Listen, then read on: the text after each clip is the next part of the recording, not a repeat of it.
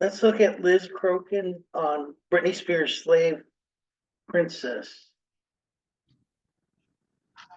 All right, folks, I'm here with Liz Crokin, my good friend. Liz, you've been gone for a year. Yep. I was wondering where you at. We need you in this fight, Liz. We need you in this fight. So I'm so happy to see that you're back. And man, you came back with a bang.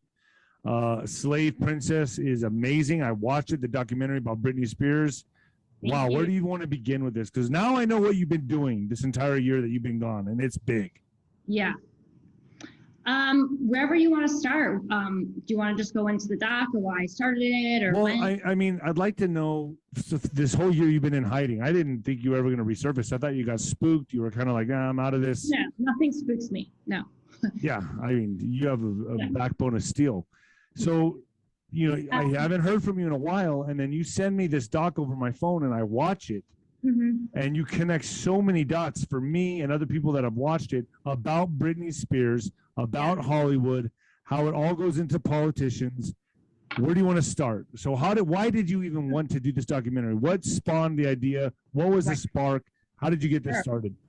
Okay, well, first of all, for those who've been wondering where I've been, I took a break after the election last year, and mostly it was because I had stuff going on in my personal life. I actually have been in a lawsuit because of the surf accident I got into at the Hyatt Hotel in Huntington Beach that resulted in me losing my fingers, and that trial was supposed to take place last year, and so I was just preparing for that, and then it got delayed. So that's why I took a break. I was just focusing on that. I'm still trying to heal from that, which was a very traumatic experience. And so that was just all related to my stuff going on in my personal life. And I didn't really feel moved to cover anything anyways during that time period. I've been exposing elite pedophile rings and exposing sex trafficking, and also been exposing other kind of corruption, media corruption, and big tech corruption since 2016. It's been a very hard fight. It can be a very thankless job. I'm constantly lied about, slandered, attacked in all kinds of ways. So I just really felt that I needed to recharge and reset, which I did. And I also only cover stuff that I feel that God is leading me to cover. And I just felt led to really cover anything until June 23rd, when Britney gave her bombshell testimony. And the second that she compared what happened to her to sex trafficking, in that exact moment, I said, I need to cover this story. I need to use my expertise in trafficking to shed light on what happened to this woman. And that's what I did. And I started my research the day that she gave her testimony. I listened to the testimony live. I started working on this documentary the second she mentioned sex trafficking. And I never stopped since then. I literally have worked on this documentary every single day. Some days, I'm not kidding you, up to 20 hours a day to get this documentary done as quickly as I can. And so I did it in about a little more than 4 months. And there were a few other people that helped me with it. I teamed up with someone named Jules Vincent, who directed it and did a lot of the editing stuff. As you know, I'm not good at technical stuff. I'm good at reporting. I'm good at research. I'm good at connecting dots. But when it comes to technical stuff, forget it. And we worked day and night, every day, every weekend, for months. I will say that you are like one of the last remaining investigative journalists, like true to the grit, like you're true to the art. And I so much so that you're a target. And the minute we did an interview with you, I think it was Laura Eisenhower and myself did an interview with you, and I put it on my Facebook. My Facebook got bombed the very next day. I was deplatformed and could have no appeal. It was over. My Facebook just ended that day. The day I had you on, and I'm not blaming you or anything like that. I'm so proud of the fact that I got bombed for that, to be honest with you. I'm proud of it because you're one of the last and the very few, the bravest investigative journalists I've ever met, been privileged to meet. When I was watching this documentary, there was so many things that was fascinating to me and so many dots that you connected. And one of the main dots was Lou Taylor. Oh yeah. Who is she? How did she lie to Britney? What was her method of madness here? How did she get her hands into everybody? Go ahead, take the floor. So I'd never heard of this woman before until I started researching Britney Spears' conservatorship and getting involved in the Free Britney movement. And what I learned is that this woman was the mastermind of her conservatorship. She got inserted herself in the Spears family and in Britney's life before she was put on a 5150 hold, which happened twice, which laid the framework to get her into this unconstitutional conservatorship. But she was the mastermind of it. And she's a horrible woman. She's a very evil woman. And when she was trying to insert herself into Britney's life, there are actually emails that have come out where Britney said that she was scared of her and referred to her as a stalker. And despite Britney despising this woman and hating this woman and actually being in fear of this woman, her family still forced her to go into business with this woman. And they also forced her to go into business with people that she had fired previously, for example, her former manager, Larry Rudolph. So I started looking into this woman and I was just blown away as to how evil this woman is, and just what she did to Britney Spears is absolutely horrific. But what else I learned about this woman is that she has her hands in so much corruption. It's absolutely mind-blowing. And she is involved with many, many celebrities. So not only was she the mastermind of Britney Spears' corrupt, unconstitutional conservatorship, she also had her hands in the Prince estate, and it was reported earlier this year that Prince's estate was undervalued by millions and millions and millions of dollars, and the IRS is investigating that. She also, Courtney Love came out and said that Lou Taylor tried to get her into some form of a conservatorship to take over Nirvana and Kurt Cobain's name, brand, likeness. And that opens up a whole new can of worms on that side too. Yeah. I mean, that's another whole show we could do just on that. Right. But so what she does is in effect, and I've been in the entertainment industry or the boxing, right? And I know how the managers and promoters come, hey kid, how are you? They give you a big smile, they give you some money.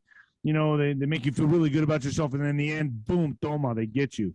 You know, that's how they do their con men. They come in and they smile and they become a part of your life. You introduce them to your family. They get to know all your friends. Next thing you know, they've slid their way into your life. In effect, that's what she did with Britney, right?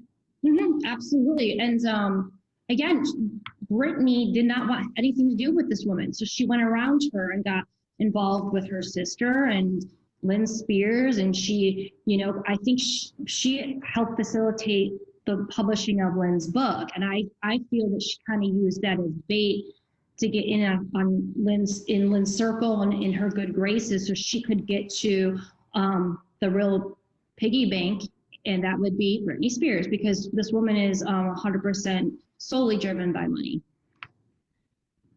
So she, in effect, infiltrated her family. Mm-hmm. Got involved with her family, became friends with everybody, and turned the whole family against Britney, made them start working for her, in effect? Or were they already, the whole family already in the outs? They had a bad relationship with each other, so she used that to her advantage? The latter.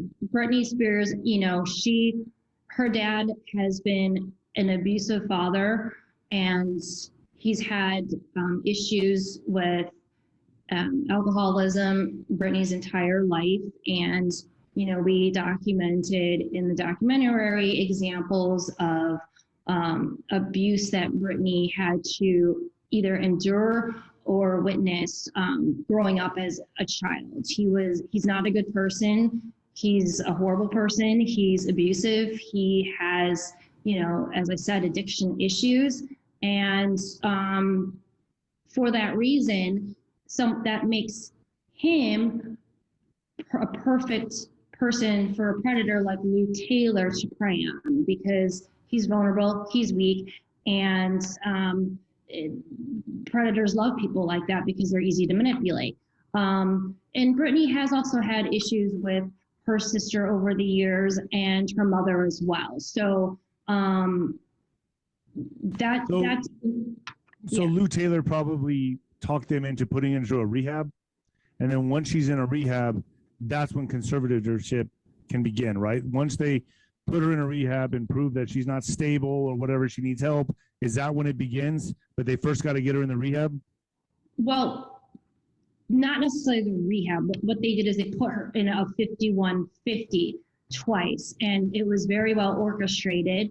And it's my personal opinion that I believe that Britney was framed and set up in both instances, and the media never reported the truth about those 5150s. And I think one day we'll hear the full truth as to what happened, but there's a lot of details that have come out. There's conflicting reports, and for one of the incidents, they claim that Britney locked herself in the bathroom with her child, and then there's been reports that have come out saying that there wasn't even a lock on the bathroom door and that she was told not to come out.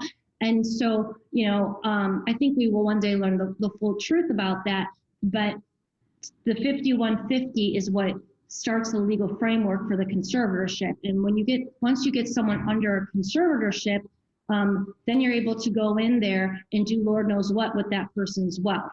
And what they actually listed in the court records to actually get her into the conservatorship is that she has dementia. That is a flat, outright lie. Britney Spears does not have dementia. She's never had dementia. So just on that sole fact alone, this conservatorship is completely fraudulent. It never should have happened, and the entire basis of the conservatorship has been built on an outright lie. And this lady, Lou Taylor, is the common denominator to a lot of celebrities who are going through this right now, right? She has her hands in all kinds of corruption, and she also has tried to get other celebrities into conservatorship or some form of conservatorships. I mentioned earlier that Courtney Love stated that she tried to get her into some kind of a strain of a conservatorship to take over Kurt Cobain's brand money, music library, which is worth a ton of money, as you know. She also tried to get Lindsay Lohan into a conservatorship. I interviewed Lindsay Lohan's father for this documentary, and he talks about, how Lou Taylor tried to worm her way into Lindsay's life and to get her into a conservatorship. I do believe it's possible that she tried to take over Amanda Bynes' conservatorship. There is some evidence that may have happened. And, I talked about the Prince estate. So in addition to being involved with celebrities that are in conservatorships or celebrities that she's tried to get into conservatorships, and I believe there are more, by the way, but she also has her hands in many other corrupt businesses, and she's also involved with many other celebrities. So in the documentary, I also talked about how she is in business with Kim Kardashian, Kylie Jenner, and Kris Jenner. And furthermore, I believe that it's possible that Lou Taylor was orchestrating a plan, possibly with Kim and Kris Jenner, to get Kanye West into a conservatorship. Because when he was thrown into his 5150 hold back into 2016, Lou Taylor had recently come into the Kardashian circle. So I don't believe that is a coincidence. And I personally know through my research and through my sources, and I have very good sources on Kanye West and the Kardashians, I have been told for years from very solid sources that know these people very well that Kanye was 100% set up when he was thrown in that 5150, that he was drugged, and that the goal was to take away his children and to steal all of his money. And to do that, that's what conservatorships do. And we all know that Kanye West has later come out and tweeted that they were sending doctors to get him into another 5150 hold, that, Kim and Kris were trying to take his kids away. So I do believe that it's very possible that Lou Taylor had planned to get Kanye West into a conservatorship just like Britney Spears. And I will say that when Kanye West was thrown into his 5150, they used the same playbook that they used for Britney. They used law enforcement to help them, and against Britney and against Kanye. They had lawyers call 911. They took them both to the same hospital. I mean, they used the same playbook for both Kanye and Britney Spears. There's so many parallels. It's eerie. There's no coincidence in that. That's just scary, man. And it makes complete sense how Kanye, his behavior lately, and why he's so. You could see the fear in him with that family, with the Kardashians. You could see him trying to distance himself. He's scared. Mm-hmm. Now, in your documentary, you connect the dots with Lou Taylor, the Britney Spears conservatorship, and then you go into how this all relates to sex trafficking in Hollywood, all the way up into politicians. Mm-hmm. How does it connect? In short and sweet, like how does all this connect from where we went with Britney into the Hollywood circles, into pedophilia, the sex trafficking? How does it all connect? Right. Well, number one, I go over how many politicians were aware that this was going on, and they did absolutely nothing. So, for example, let's start with politicians in California. Advocates for Britney Spears have been contacting the governor, Gavin Newsom, and multiple attorney generals, because over the past 13 years that Britney Spears has been in a conservatorship, there's been different attorney generals, but multiple attorney generals begging them to investigate this conservatorship, to do something about this conservatorship, to look into this conservatorship. And they've also been begging the California State Bar to do something because these lawyers and these judges have acted in bad faith. All of their pleas over the years were ignored. So Attorney General Kamala Harris, she ignored their pleas. Attorney General Xavier Becerra, he ignored their pleas. Gavin Newsom, for years, ignored their pleas, but I will say that he did recently sign a Free Britney Act that should help victims of conservative abuse in some way. So that is a positive. But for years, he did nothing. And the California State Bar not only did nothing, they actually punished and sanctioned the only lawyer that actually was trying to help Britney Spears and stand up for her, unlike all these other corrupt lawyers. And at the same time, these corrupt lawyers that have been acting in bad faith and have been breaking ethic codes left and right to not only get her in this conservatorship, but to keep it in place for so many years, nothing has happened to them. But this should come as no surprise, because this is the same California State Bar that has protected Erica Jane from the Real Housewives of Beverly Hills. They're separated now, so I don't know if they're divorced yet, but her husband, Tom Girardi, who became famous from the Aaron Brockovich case, the California State Bar had gotten complaints against him from victims and how he was stealing money from victims for years and years and years, and they did absolutely nothing. And not only did they do nothing, they actually have come out and they have admitted that they made a mistake by ignoring all of these complaints now that the story has come out. So the corruption goes from all the lower level to the probate court, the lower level lawyers, to the higher power lawyers, to the judges, governor's office, attorney general, and now we have one attorney general who ignored the pleas to investigate this corrupt conservatorship of Britney Spears, sitting as vice president of the United States. So the corruption goes from the bottom all the way to the top, and not only was it people in government and the court systems that were involved, but there were people in the entertainment industries, people in churches. I mean, Britney Spears was failed by almost everyone. Right. And I saw on TMZ, the media syndicates, they're all pushing that she's nuts. She needs a conservatorship, right? They were all in on it as well. Of course. Absolutely. They helped push the narrative. Yes. TMZ blatantly lied about Britney Spears for years and years and years, blatantly lied about her situation. They slandered her. They lied. They just they reported fake news time and time again about her conservatorship, and so did many other media outlets. We also talked about how CNN has also blatantly lied about Britney Spears' situation. And we show a clip in the documentary where BJ Corville, who's a lawyer that has been covering the Britney Spears situation, she actually did an interview with CNN, and the reporter asked her about some statements that she was making, and she said, I've never seen that. I've never seen those records. Where did you hear that about the case? And BJ said, that was literally your reporting.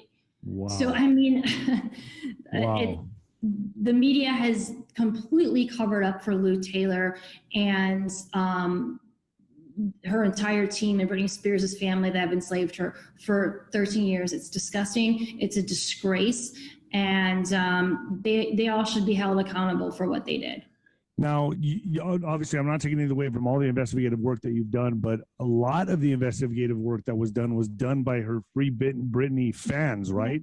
Like a lot of the resources you went to was from her fans, right? Her Free Britney fans that did a lot of the investigative work almost for you. You just had to look into it. Yeah, and that's what really saved Britney Spears, is that Britney's fans and her advocates did the job that the media should have done. And I've said it before and I'll say it again. If the media had done their job, then Britney Spears would probably be free by now. They failed her. They didn't do their job.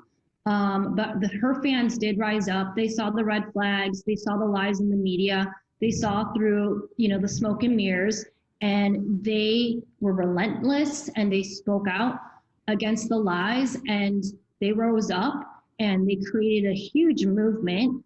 And it's because of their hard work and their cries that all of this corruption is being brought to light. And here's the final question I want to ask you. How does this all tie in to this Travis Scott incident at Astroworld? How does Lou Taylor tie into all this? So our documentary came out Thursday, and then the Astroworld concert where Travis Scott was headlining happened on Friday night in Austin. And ironically, Travis Scott is not only the boyfriend of Kylie Jenner, who, as I mentioned, is in business with Lou Taylor. He's also the baby daddy of her daughter, and she's also currently pregnant, okay? Well, it turns out that Lou Taylor is also a business manager for Travis Scott. And furthermore, she's also the registered agent for his company. I believe it's called Cactus Jack, which sponsored the Astroworld concerts. So when I say that this woman has her hands in all kinds of corruption, she really does. And this is just one other example of her being involved with something that is not only totally corrupt, but what happened at that concert on Friday night is one of the most evil, demonic things that I've ever seen. I think we both agreed that it was a ritual. I feel it was a ritual. Yeah. If you listen to the testimonies from the people that actually went to the concert, I mean, there are people there that have said that they're not necessarily spiritual, or some of them don't even believe in God, and they are all coming out and saying that it was very demonic and it felt like a ritual and it felt like a mass sacrifice. And they're also saying that the media is completely lying about the details of that event. No surprise there. We know the media lies about everything, and they will do whatever it takes to cover for people like Kris Jenner, Lou Taylor, and the Kardashians. It's disgusting. There are people that are dead. Where are all the celebrities? Usually when there's a terrorist attack or something, every celebrity comes out and, prayers for this, prayers for that. Let's all, change our Instagram profile photo to black square or blue square or whatever. Where are all the celebrities with their prayers for all the victims at this concert? The silence is absolutely deafening, and it's disgusting. And I'm glad that the masses are finally starting to wake up as to how evil these people are. These people are evil. They're demonic. They do not like you. They don't care about you. They just want your money, and they just want to use and manipulate you. You know, if you look at the way the way the stage was set up, it was like an upside down cross leading into a gateway of hell. Yeah. All of the symbology is right in front of everyone's faces if they just look. Yeah. Yeah. No, it's Yeah, there was references to the devil. There was references to death. Literally, there's videos of Travis Scott smiling and laughing as people are dying in front of him and screaming, "Help us, help us, help us." If that is not demonic, I don't know what is. These people are evil. Stop worshiping them. Stop buying their products. Stop worshiping false idols. Kris Jenner and the Kardashians and Travis Scott and Kylie Jenner are all involved with a woman who has been trafficking Britney Spears for 13 years. Enough. Wow, Liz, I mean, amazing interview here. I won't keep you much longer. I'm going to be praying for you, man. You have big cojones. You got big cojones. I swear. And I'm proud to know you. I think you're the light warrior. And I mean, your documentary is absolutely amazing. Where can people find the documentary? They can find it on slaveprincess.com. And I just want to say one more thing. I knew that when I came out that they would attack my personal beliefs and my political beliefs, because that's the only thing that they can use against me, because the doc is completely factual. Everything in there is factual. So they can't actually come at me and attack the content in the documentary. So what they have to do is they have to slander me. They have to attack my political beliefs. And what I want to say is free Britney, and what happened to Britney Spears is nonpartisan. And for anyone to come out and say that they don't want certain people to support her or to be part of the Free Britney movement because they don't agree with certain political beliefs is wrong, and it does not help Britney Spears. It hurts Britney Spears. Britney Spears hopefully will become free this week. She has a big court case this week, and she'll hopefully get her freedom. But guess what? She has a very long journey ahead of herself. She has said that she wants to sue her family and that she believes that they need to be in jail. She needs all of the support she can get. I expose in the documentary how corrupt the system is, and to make sure and to ensure that there is not only a fair civil trial against all of these criminals that almost completely destroyed her life, there needs to be as much tension on this as possible so these people face criminal justice for what has been done to them. So for anyone to say, oh, we don't want certain people to support Britney because we don't agree with their political beliefs is toxic, it's wrong, and it hurts Britney. She needs all the love and she needs all the support that she can get. And, you know, at the end of the day, we don't even know what Britney's political beliefs are. So if Britney came out and said, you know, I voted for this person, or I have these certain political beliefs, well, if they're not in alignment with certain Free Britney people, what, are they going to just abandon her?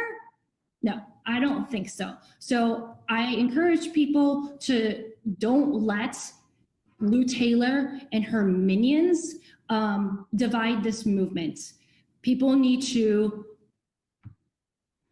have more love and more support, and they need to come together, because this corruption is so evil, it's so deep, and it's so dark, and the only way that we fight it is by coming together and exposing it like you are.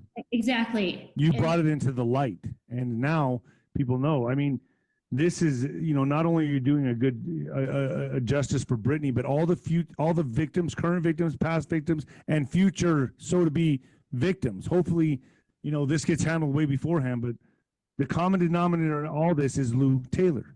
Yeah. Lou Taylor. Exactly. You know, so I encourage people, look, everyone that, my fans know that I've been kicked off everywhere. I'm on Telegram, but please, anyone that is still on Twitter, Instagram, Facebook, YouTube, I encourage you to share this, share the documentary. I uploaded the documentary trailer to my Telegram, so you can just click to download it on your own phone. You could share it on TikTok, Instagram. It's really hard to get the message out when you. And the best part about it, it's free. It's free. There's no commercials. It was self-funded. I spent my own money on this. Yes. Slaveprincess.com. Slaveprincess.com. That's where you go to see this. Yeah. Liz, thank you so much. I really appreciate you. Let's keep in touch. And I don't know if I can put this on FluffTube. I can try. I can put it up for a few hours maybe and take it down. Yeah, but it won't be on ninoscorner.tv. I'll send you the file if you want it. Yeah, wherever you post it, send it to me and I'll post it on my channels. And I'm gonna send you a file. Okay. Okay. All right. God bless, sweetie. Good seeing you again, Liz. Thank you for everything, and thanks for all your hard work to expose. It's tiring. I'm tired. I know. We all need a nap and elongation. All right, Liz. Okay, take care, dude.